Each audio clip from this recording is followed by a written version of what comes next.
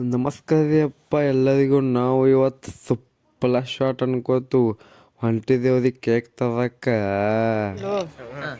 ನೋಡಿ ನನ್ನ ದೋಸ್ತನ ಬಡ್ಡೆ ಆಯ್ತದೆ ಅಂದ್ರೆ ಎಲ್ಲ ರೊಕ್ಕ ಜಮಾ ಮಾಡಿ ಕೇಕ್ ತಂದಿದ್ದೇವೆ ನೋಡಿ.